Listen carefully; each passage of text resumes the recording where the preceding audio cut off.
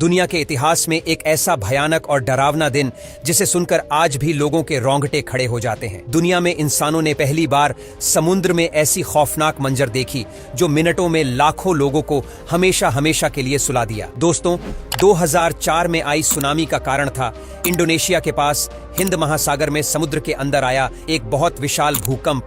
इस अर्थक्वेक की वजह से हिरोशिमा में गिराए गए 40,000 एटम बम के बराबर ऊर्जा रिलीज हुई थी।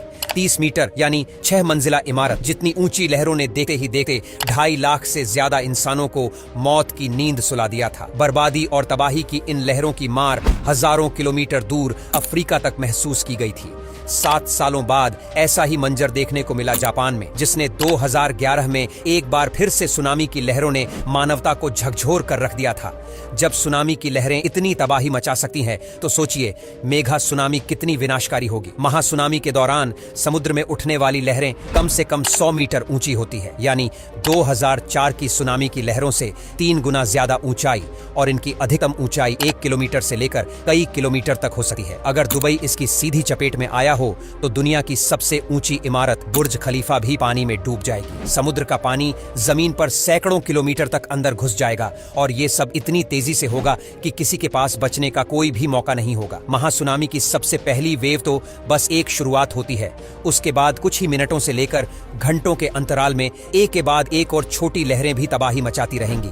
हकीकत तो यह है कि महासुनामी अब तक धरती पर अनेकों बार आ चुकी है, जिनके वैज्ञानिक सबूत आज भी मौजूद है। 12 किलोमीटर चौड़ाई वाला एक पिंड धरती से टकराया, जिसने भयंकर भूकंपों से लेकर महासुनामी तक पैदा की। उस इम्पैक्ट से पैदा हुई महासुनामी की लहरों की ऊंचाई 200 से लेकर 500 मीटर तक आंकी गई है।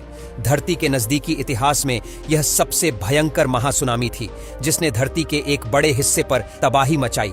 क्या धरती पर भविष्य में भी कोई महासुनामी आ सकती है? इस सवाल के जवाब में वैज्ञानिकों के विचार आपस में बंटे हुए हैं। कुछ वैज्ञानिकों का मानना है कि एक भयंकर महासुनामी संभव है, जबकि कुछ कहते हैं कि अगर कोई महासुनामी आई भी तो उसका प्रभाव बहुत कम एरिया में होगा। धरती पर महाप्रलयकारी मेघा सुनामी आ सकती है, तो उसका सबसे बड़ा कारण होगा किसी बड़े उल्का पिंड का समुद्र में गिरना। अगर ऐसा कोई आकाशीय पिंड जिसका आकार में 20 से 30 किलोमीटर का भी हुआ, तो संभव है कि पूरी धरती से जीवन खत्म हो जाए और हम इंसान पूरी तरह से खत्म। पृथ्वी का इतिहास बताता है कि ऐसी महाविनाशकारी घटनाएं हर 50 से लेकर 100 मिलियन सालों में एक बार होती रहती है। पिछली बार ऐसा 66 मिलियन साल पहले हुआ था, यानी धीरे धीरे इसकी संभावनाएं लगातार बढ़ती जा रही हैं। सिर्फ किसी आकाशीय पिंड के धरती से टकराने से ही वहां सुनामी आए, ऐसा नहीं है। किसी बड़े भूकंप से या ज्वालामुखी के फटने से या फिर अचानक से लाखों टन मलबे के समुद्र या झील में गिर जाने से भी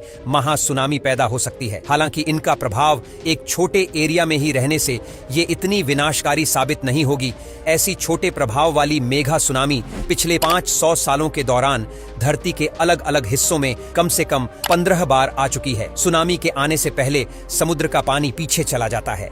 अगर आप समुद्र के किनारे टहलते हुए देखें कि पानी अचानक से कम हो गया है और दूर तक जमीन नजर आने लगी है, तो जितनी जल्दी हो सके किसी ऊंचे स्थान पर चले जाइए